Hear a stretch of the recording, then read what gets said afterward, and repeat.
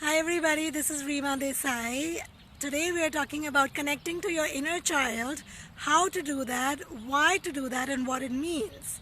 In my coaching session with women, I oftentimes drive my clients into connecting back to their inner child. And many of them don't know what that means, or even if they understand, they don't know how to do it. And this is a very interesting topic. In psychology, we believe in the three inner states. When we study human behavior, there are three essentially inner states that we are growing into as we become adults. We have the child in us, which is the inner child, and then we have the adult and the parent. Now the adult and the parents are states of being that have learned from conditioning from the world. What does that mean? That means that we have learned from whatever we've been taught, how we've been taught to live and say and speak and do from the world outside. It's very conditioned on outside world, other people's expectations, what society and culturally, societally and culturally is okay and not okay.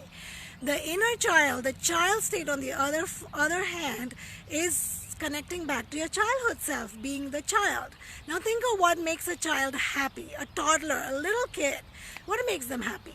You bring them a little. So when my daughter was really little, I would take a little stone and some special leaves when I would get home, and I would say, she would be so thrilled that you got something for me, and then we would sit and scribble, put paper on top of it and scribble and paint and do art with it, and she would be so happy. Like kids are happy with the littlest things in life. Like they see a puddle of water and they want to splash and have fun with it, or they see mud and they want to get dirty, and they find so much joy in those little things. Are kids ever concerned about how good do I look before I can have fun? As adults, it's important for me to have the right hairstyle or get makeup on before I go to work. We need to have the right pictures on Facebook. The background needs to look good. Our face needs to. It's very conditioned. We're very adult driven in that sense, driven by what other people want us to do or feel or look like for us to feel good about ourselves. But connecting back to your inner child is being the child, essentially given by God. They're children of God, we say, because they're a form of God. They have that godliness in them where they're so connected to their inner self that they're oblivious of the outside world and outside expectations. They don't care about what they look like when they're really little. Actually, when they're kids, they don't care about makeup. They don't care about, I need to have a certain body weight or look a certain way to have fun. So connecting back to your inner child is really becoming that person who can have fun and feel great about themselves by doing things that really give you joy. What are the things? What are your hobbies? What are your inner desires and passions that give you so much joy that you can keep doing it incessantly, like it's driving you crazy, like you're obsessed with it?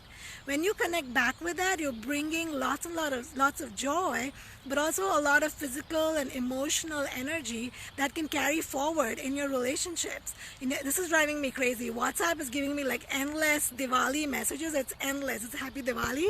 And this is the reason why I am doing this video today, because I'm wanting you to connect back to your inner light, to your inner love, becoming that inner child. And what's so interesting is when I have my ideal client, are moms and women between the ages of 30 and 60 years of age, and I ask them, what does your inner child look like? And they're like, I don't know. What do you enjoy doing? I don't know.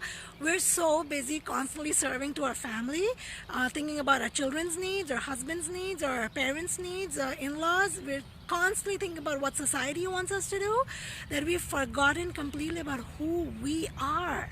And we've forgotten to drive joy in our day-to-day life. I love coming here. My daughter is in class right now, and this is a place of complete solace. It's like a ghostly town area. It's like a little treasure that I found, and I just love to come here. And there's some cars that are driving around here because there's a kids center behind. But I just love to come here and just be with nature. And do you realize how kids are so connected with nature? They enjoy the rain and the mud and the grass and animals, and because they are in tune. They're in tune with their intuition. They're in tune with nature. They'll do in the moment moment instantly what they enjoy doing. They're not going to think of what are the consequences to that. What if, if I do this, what is going to be they're not anxious about, what if I do this and it goes wrong. They just do. They just live. They're in the here and now. There's no past or future to their life. And that's where they get the full cream, the full joy of life, fully. That's why, when you ask and we wonder, why do kids have so much energy? Where do they get all that energy from? They get it from being connected to their inner self. They get it from being rooted and connected to nature. They get it from being connected to the here and now. And when you can start doing that, you're going to draw in so much joy in your life. Your relationships are going to start thriving. If you're having relationship problems, start connecting back to your inner child. What do you love doing? Give me top 3 things that you love doing. Hiking, gardening, coloring, dancing. It can be anything. We do not have to. I told a client recently, and she was so surprised to and somebody had to tell me that a few years ago, to understand that healing is not just sitting in a quiet spot and meditating and having slow, soothing music. That's not necessarily how healing looks like always. Healing can come by doing the craziest things that you enjoy doing and connecting back to your inner child. When you feel that obsession and passion towards life, that is contagious, that's when you're living your life to the fullest, and you will start seeing abundance and prosperity, and you won't have to rely on praying to Lakshmi Ma to get money, or when you're having that intention that please give me money and please give me abundance. You don't have to ask the universe. The universe will be so contagiously driven towards you because you have that passionate energy thriving out of you that it'll automatically start pouring in all of that towards you. So become the magnet that attracts and not the empty pot that seeks. Is what I wanted to share with you today. I would be willing and really wanting to hear stories of those of you who heard this and started jotting down and started working towards your inner child. If it drives you with more curiosity to do deeper inner work, to connect back to your inner child, to live life and thrive in your relationships, career and prosperity, then get in touch with me. I'm Rima Desai, a life coach, spiritual coach, kids mentor. My website is on top of the video, www.rimadesai.org.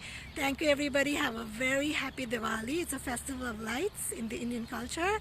It's rooted in mythical stories and the cultural, just the overall victory of good over evil, but also lighting the candle of knowledge and lighting the candle of connection to God ultimately. And tomorrow is our new year, so it's a very exciting day for all of us. Happy Diwali, everybody. Bye bye. This is Rima Desai signing off.